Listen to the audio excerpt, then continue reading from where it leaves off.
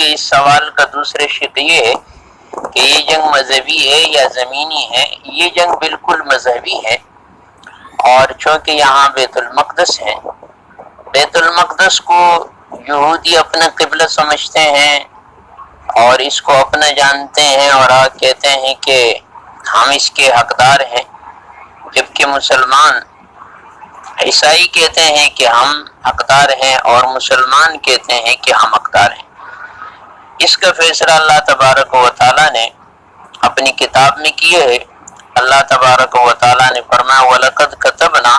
فِي الزَّبُورِ مِن بَعْدِ الذِّكْرِ أَنَّ الْأَرْضَ يَرِثُهَا عِبَادِيَ الصَّالِحُونَ، کہ اللہ تبارک و تعالی نے فرمایا کہ ہم نے زبور کے اندر یہ بات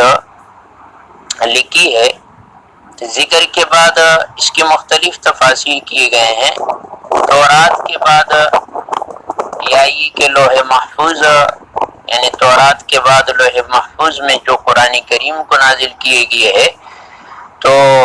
اللہ تبارک و تعالیٰ نے فرمایا کہ ہم نے یہ ذکر کیا ہے اور یہ بات لکھ دی ہے کہ ان الارض یرثها عبادی الصالحون، کہ جنت کی زمین کا وارث ہمارے نیک بندے بنیں گے. اور یہاں ایک تفسیر کے مطابق یریثوہا کے اندر ضمیر فلسطین کی زمین مراد ہے، بیت المقدس مراد ہے، کہ بیت المقدس کی جو زمین ہے اس کے وارث اللہ فرماتے ہیں کہ ہمارے نیک بندے جو ہوں گے وہ بنیں گے. تو جس زمانے میں یہودی بنی اسرائیل موسیٰ علیہ السلام کے زمانے میں جب یہ نیک تھے، مسلمان تھے، تو اللہ نے ان کو دیا،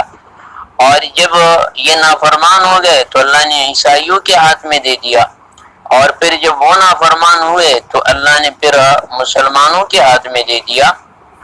اور چونکہ یہ آپ علیہ الصلوۃ والسلام پر ایمان لانے والے نہیں تھے، اس لیے اب یہ کبھی بھی اس کے حقدار نہیں ہو سکتے اور مسلمان ہی اس کے حقدار ٹھہرے. لہذا بیت المقدس کے حقدار اب مسلمان ہی ہیں، اور یہ بالکل مذہبی جنگ ہے، یہ کوئی زمینی جنگ نہیں ہے. یہ مسلمانوں کا قبلہ اول ہے، اور اس قبل اول کو مسلمانوں ہی کے پاس ہونا چاہیے، چونکہ اللہ کے نیک بندے اور اللہ اور اس کے رسول محمد عربی صلی اللہ علیہ وسلم پر ایمان لانے والے وہ صرف مسلمان ہی ہیں، لہذا وہی اس کے حقدار ہیں.